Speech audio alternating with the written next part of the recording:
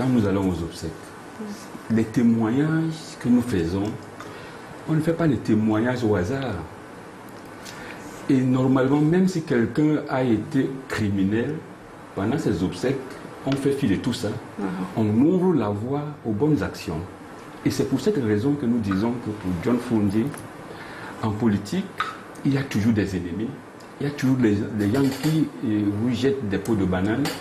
Mais quand on décède, il faut s'ouvrir, il faut essayer d'ouvrir cet esprit-là et l'interpeller pour qu'il vienne en aide, pour continuer le travail qu'il a commencé.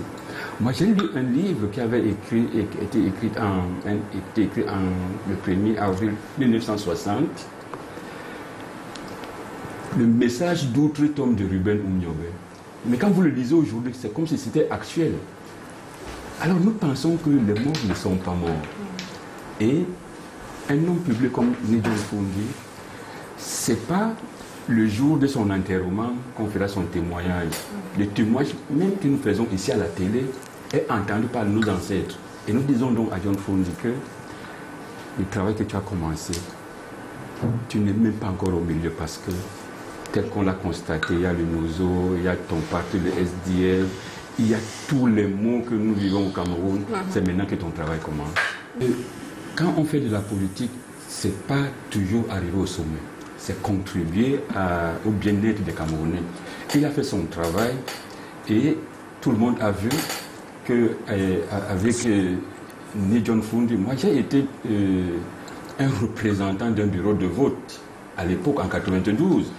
Et c'est à partir de ça que j'ai commencé à apprendre ce que c'est que de la politique. Donc, moi, je pense que dire que Nidjon Fundi n'a rien fait, c'est peut-être être un peu malhonnête. Il a beaucoup fait. Surtout, je l'ai dit à l'entame, il a été courageux. Parce que ce n'était pas donné à n'importe qui, en 90, de prendre le lead de l'opposition. Ce n'était pas donné. Bon, et pour finir, j'ai envie de le dire aussi, en 2004, quand on avait annoncé la mort du chef de l'État, j'habite dans un quartier où il n'y a pas de musulmans. Mais dès qu'on a annoncé la mort du chef de l'État, tous les 6 après, dans les périodes de 5 heures, je voyais les musulmans pleins dans mon quartier.